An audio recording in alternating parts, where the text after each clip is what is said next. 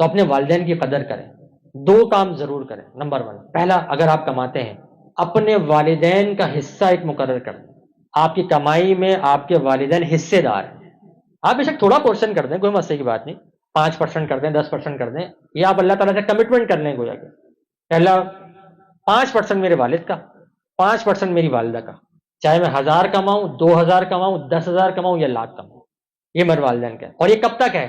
جب تک میں زندہ ہوں. والدین زندہ نہیں، جب تک میں زندہ ہوں. مطلب اگر میں زندہ ہوں تو اپنے والدین کو یہ دیتا رہوں گا، چاہے ان کو ضرورت ہے یا نہیں. یہ بھی ذہن میں رکھیے گا، ضرورت ہو یا نہ ہو اپنے والدین کو دیتا رہوں گا. اور اگر ان کا انتقال ہو جائے گا تب بھی ان کا یہ اکاؤنٹ بند نہیں ہوگا، یہ ان کے ثواب جاریہ کے لیے صدقہ ہوتا رہے گا. یہ لازمی پکڑ لیں.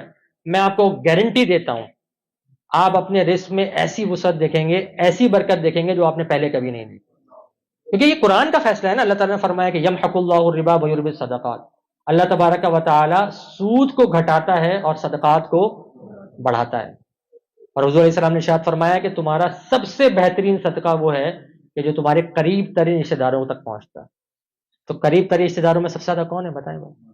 ہمیں لگتا ہے کہ صدقہ وہی ہوتا ہے جو فقیر کو دیتے. نہیں، جو بھی آپ تحفہ دے رہے ہیں اپنے والدین کو، یہ صدقہ ہے نا، اللہ کی بارگاہ میں ہے. بھائی کیوں والدین کو دے رہا ہوں میں، کسی اور کو کیوں نہیں دے رہا؟ کیونکہ مجھے احساس ہے نا کہ اللہ نے ان کے لیے مقام و مرتبہ رکھا ہے، میری جنت ان سے وابستہ کر دی ہے در حقیقت. یہ والا معاملہ ہے یا نہیں؟ تو اپنے والدین کو ایک تو اپنے مال میں سے حصے دار بنا لیں. پہلی چیز، اس کی ایسی برکت دیکھیں گے آپ. کوئی چیز سمجھ میں آئے نہ آئے نا، آپ یہ سمجھ لیے انویسٹمنٹ ہے. کیسے انویسٹمنٹ ہے؟ اللہ تعالیٰ قرآن کریم میں ارشاد فرماتا ہے مثل الذین ينفقون اموالهم فی سبیل اللہ. مثال ان لوگوں کی جو اللہ کی راہ میں خرچ کرتے ہیں. کمثل حبہ، ایک دانے کی مثال ہے. انبتت 7 سنابل، کہ اس دانوں میں سے 7 بالیاں نکلی ہیں.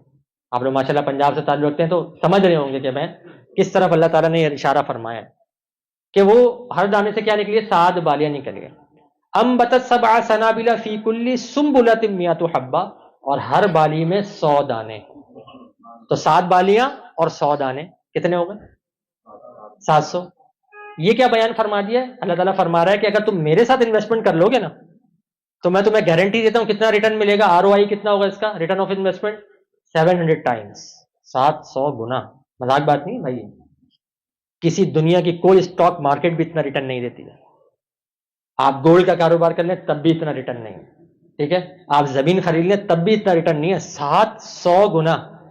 اچھا پھر آگے کیا فرما رہا ہے اللہ تبارک تعالیٰ؟ کیونکہ وہ ایسا مالک ہے نا جس کے خزانے میں کوئی کمی نہیں ہے. فرماتا ہے یہ تو اعلان ہو گیا نا 700 گنا. واللہ یضاعف لمن یشاء، اللہ تعالیٰ جس کے لیے چاہے گا اس سے بھی زیادہ عطا فرمائے گا. اب یہ والی جو بات آتی ہے تو آپ کو بس اللہ پہ توکل رکھنا ہے، کیونکہ ہماری کیلکولیشن ہمیں یہ بتا رہی ہے کہ یار صدقات میں مال جا رہا ہے تو کیلکولیٹر بول رہا ہے مال کم ہو رہا ہے. سود میں مال آ رہا ہے، کیلکولیٹر بول رہا ہے مال زیادہ ہے. لیکن اس کائنات کے بنانے والا جو ہر ایک کو رزق فراہم کرنے والا ہے بولا نہیں، میرا اصول مختلف ہے. اگر تم میرے ساتھ انویسٹمنٹ کرو گے تو مال بڑھے گا، اور تم دنیا کے ساتھ اگر انویسٹمنٹ کرو گے غلط طریقے سے تو تمہارا مال گھٹ جائے گا. اچھا اگر صحیح کہیں نا تو یہ دنیا کے رول کے مطابق بھی صحیح ہے. میں ذرا سمجھاتا ہوں. بھائی جو اللہ تعالیٰ کی راہ میں دیا ہے آپ کو ایسا لگ رہا ہے وہ ختم ہو گیا، نہیں، ختم نہیں ہوا. اگر آپ صرف پیسہ لے کے اپنے بیڈ کے نیچے رکھ لیں وہ پیسہ بڑھے گا کیا؟ نہیں. آپ بولیں گے پیسہ بڑھانا ہے تو انویسٹمنٹ کرنی پڑے گی. انویسٹمنٹ کہاں کرنی پڑے گی؟ جو سیف ہو، سیکیور ہو، بااعتماد ہو اور ریٹرن بھی اچھا دیتا ہو. تو بتائیے جو صدقہ دیا ہے اصل میں آپ نے کوئی مال چلا نہیں گیا، یہ گویا کہ سمجھے قدرتی بینک میں آپ نے رکھوا دیا ہے.